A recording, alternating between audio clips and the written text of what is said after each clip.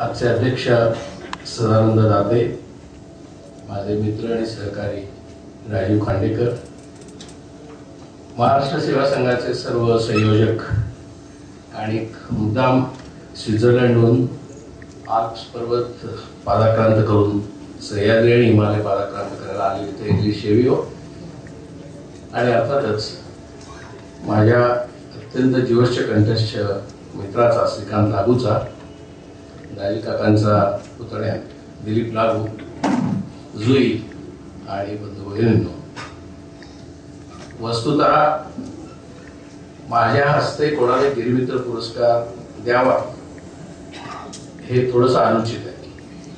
अनुचित अशा अर्थाने आहे की मी कोणताही गड चढलेला नाही, कोणताही किल्ला चढलेला नाही.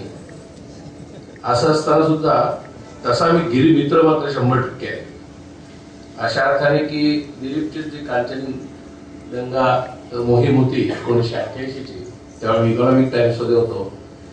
त्यावेळेला जे काही वर्तमानपत्रात नोकरी करणाऱ्या माझ्यासारख्या पत्रकारांना जे ठिकठिकाणच्या कॉर्पोरेट किंवा पब्लिक सेक्टरच्या उच्च पदस्थांशी संबंध येतो, त्या संबंधांचा चांगल्या कामासाठी वापर व्हावा म्हणून मी बऱ्याच देणग्या त्यांच्यासाठी त्यावेळेला जमा केल्या होत्या. आणि मला वाटतं ONGCचं पत्रक तुमच्याबरोबर आलं ते त्याच्यामध्ये माझा सहभाग होता. त्यातला माझा सहभाग होता हा केवळ निमित्त मात्र होता. मुद्दा मला सांगण्याचा एवढाच होता की मी गिरिमित्र नक्की आहे, जरी मी कोणतेही पर्वत चढले नसलो, गड चढले नसलो तरी. याचा अर्थ असा नाही की मी पर्वतावरती गेलोच नाही. Even in Alps I had an occasion to go of course by ropeway. आणि रोपवेने गेल्यानंतर after going by ropeway to the some mountain peak, I was surprised to find there at about 9,800 or 10,000 feet a regular restaurant in which beer and ice cream was served at that top. So I was quite impressed with that, and my biggest enjoyment on the peak was taking beer. And I won't call that as climbing peak or achieving any feat. मुद्दा असा की मला निरनिराळ्या साहसांशी जो संबंध आला तो वेगवेगळ्या कारणांनी आला, आणि तो वेगवेगळ्या कारणांनी येत असल्यामुळे मला यांच्याबद्दल खूप आकर्षण आणि काही प्रमाणात हेवाही वाटला की आपण काहीच करू शकत नाही आणि आपण काही करू शकत नाही, परंतु जे करतायत त्यांना आपण मदत तरी केली पाहिजे. या कर्तव्य भावनेतनं आणि त्या प्रेमातनं आणि मगाशी म्हटल्याप्रमाणे त्यांच्याबद्दल वाटणाऱ्या हेव्यामधनं मी त्यांच्या सहवासात राहिलो. त्यामुळे माझ्या परिचयामध्ये, माझ्या मित्रत्वामध्ये खूप गिरमित्र आहेत. जसे वसंत लिमये यांच्या गरुड मार्चला सुद्धा मी गेलो. त्यांनी मला एकदा रॉक क्लाइम्बिंग शिकवायचा अयशस्वी प्रयत्न केला. त्याच्या पलीकडे मात्र मी कधी काही रॉक क्लाइम्बिंग वगैरे केलेलं नाही. परंतु आता मात्र इथे जे सगळे सह्याद्रीवरती जाणारे लोक आहेत त्यांनी भराभरा सगळे सह्याद्रीची शिखरं काबीज करून टाका. कारण चिन्ह अशी दिसत आहेत की बऱ्याच मंडळींनी सह्याद्रीचे बरेच डोंगर विकत घेतलेले असल्यामुळे आणि आपल्याच परिसरात नव्या मुंबईच्या परिसरातले जवळजवळ डोंगर नाहीसेच झालेले असल्यामुळे अजून एक कदाचित 20 वर्षांनी डोंगरच उडणार नाही. सह्याद्री हिमालयाच्या रक्षणाला गेला वगैरे तर राहणारच नाही, कारण सह्याद्रीच उडणार नाही. अशा पद्धतीने आता डोंगर विकले जात आहेत आणि त्या डोंगरांना भुईसपाट करून त्याच्यातली वाळू आणि दगड इतरत्र कन्स्ट्रक्शनच्या कामामध्ये विकली जाते.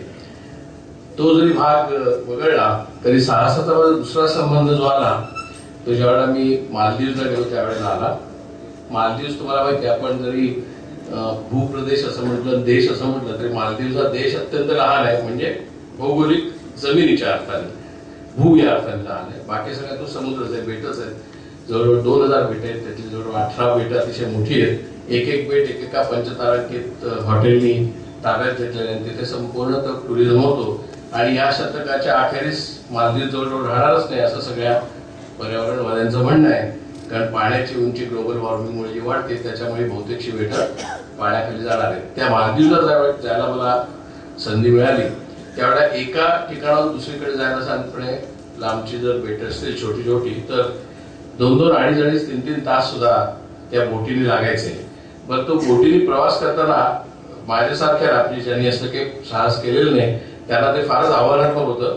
कारण त्या बोटी अक्षरशः प्रचंड मोठ्या लाटांवर पूर्ण अशा वर जायच्या, लहान नसायच्या बोटी, पूर्ण वर जायच्या, दांडकन खाली येऊन आपटायच्या आणि संपूर्ण बोटीमध्ये पाणी यायचं आणि आपण पूर्णपणे भिजून जायचो. किंवा आणि तो इतका जबरदस्त फटका असायचा की की त्याच्यामध्ये तो जो बसला होता आमचा सारथी, त्याला मी म्हटलं की बुवा आपण जिवंतपणे पोहोचणार आहोत ना पलीकडे, ज्या बेटावर आपण जाणार आहे तिकडे. मी म्हटलं की परत ते तुझ्या बोटीने मी आपल्या बेटावर येणार नाही. तो म्हटला दुसरा मार्गच नाही, तुम्हाला बोटीने जायला लागेल, तिथे काही हेलिकॉप्टर विमान सेवा वगैरे असं काही नाहीये. तर मी म्हटलं पण आता आपण जातोय तो वरतून, ते पुढच्या वेळी नक्की खाली जिवंत येऊ याचा पुरावा किंवा काही जर झालं तर म्हटलं मला मुंबईचा एक पत्रकार मालदीवच्या समुद्रात बुडून गेला असं म्हटलं बातमी नको द्यायला. तर ते काय होतं म्हटलं काय नाही, इथे माझ्याकडे SOSचा हे कॉल आहे आणि आजूबाजूला इकडे बोटी फिरत असतात मदत करायला येणाऱ्या. तर म्हटलं कुठे मला एकही बोट दिसत नाही, तर दुर्बिणीत नाही मला काही बोट दिसली नाही. तर म्हटलं आपण मेल्यानंतर ते बोटी येतील तोपर्यंत काय उपयोग. एवढाच माझा अशा प्रकारच्या साहसांशी संबंध आला होता. आणि त्यावेळेला मला जे कौतुक वाटलं होतं सगळ्यात, अर्थात वाचत मी होतोच गिर्यारोहणाबद्दल किंवा एकूण साहसी प्रवासांबद्दल, ते कौतुक वाटलं होतं ते मुख्यतः कोलंबस आणि वास्को द गामाबद्दल.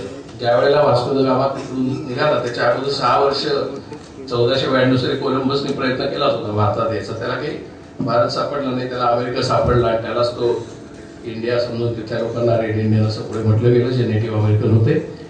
तो प्रयत्न फसल्यानंतर वास्को द गामा निघाला. होका यंत्र नाही, लोखंडाचा म्हणजे लोहाचा शोध नाही, ते जे जहाज होतं त्याला फक्त दोरखंड आणि फळकुटी आणि ते कापड लावलेलं शीड याच्या पलीकडे काही नाही. असं असताना काही खलाशी पोर्तुगालमधनं भारतात शोधात निघाले, कोणत्याही प्रकारचं दिशादर्शन नाही आणि जवळजवळ 1/3 त्यांच्या बरोबरचे खलाशी साहसी प्रवासी हे सगळे मेले सुद्धा त्या सगळ्या प्रवासामध्ये. असं करत तो दक्षिण आफ्रिकेत पोहोचला आणि दक्षिण आफ्रिकेमधनं त्याला भारतात यायचं कसं याच्याबद्दल तो विचार करत होता. त्यावेळेला तिथे त्या दक्षिण आफ्रिकेच्या किनाऱ्यावरती विचार करत असताना त्याला एक मनुष्य भेटला, तो भारतीय होता. तो त्याला विचारत होता की मला भारतात जायचं कसं कळत नाही, म्हणजे हिंदुस्थानात कसं जायचं कळत नाही त्या किनाऱ्याला. त्यावेळी त्यांनी हिंदुस्थानी म्हटल्यावर त्याला विचारलं. तो हिंदुस्थानी आपल्या देशातला एक गुजराती व्यापारी होता आणि ही घटना 1498 सालची, म्हणजे गुजराती व्यापाऱ्यांनी वास्को द गामाच्या अगोदर दक्षिण आफ्रिकेला प्रवास केला होता.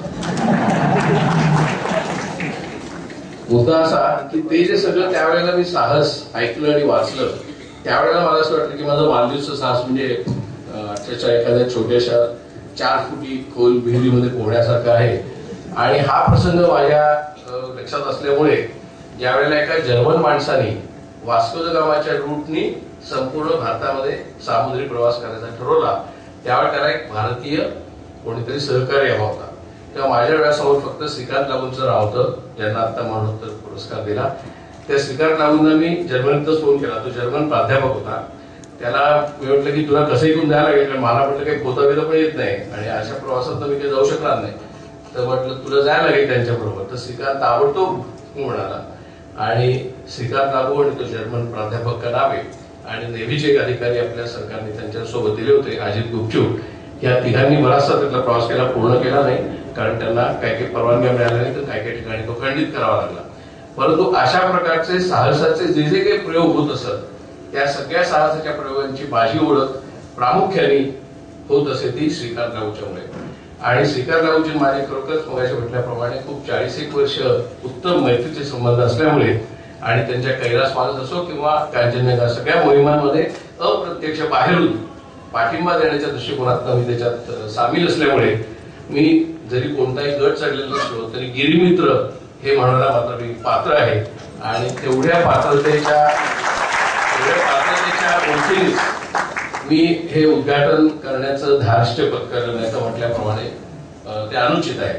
तर मी आता अधिकृतपणे या संमेलनाचं उद्घाटन झाल्याचं जाहीर करतो. वकील म्हणले की त्यांच्या बऱ्याच तक्रारी आहेत, तर माझी पण एक त्यांच्याबद्दल तक्रार आहे. मला वाटतं ह्या वास्तूमध्ये मी गेले 35 वर्ष तरी 30 वर्ष तर नक्कीच येतोय आणि 40-50 वेळ तरी मला असं व्यासपीठावरती रंगमंचावरती उभं राहायची संधी मिळाली. तर मी त्यांना सांगेन एकदा लहान हॉल होता, आता पुढच्या वेळेला मगाशी आलेली त्यांची अडचण येऊ नये म्हणून महाराष्ट्रातला सर्वात मोठा हॉल महाराष्ट्र सेवा संघाने का बांधू नये अशी त्यांना विनंती करून त्याच्यासाठी सुद्धा गिरीमित्राप्रमाणे बाहेरून जी काही मदत लागेल ते मी करायला तयार आहे असं आश्वासन देऊ. म्हणून हे महाराष्ट्र सेवा संघाच्या माध्यमातून प्रमुख केंद्र व्हावं अशी इच्छा व्यक्त करून शुभेच्छा देऊन माझ्या शब्द संबोधित.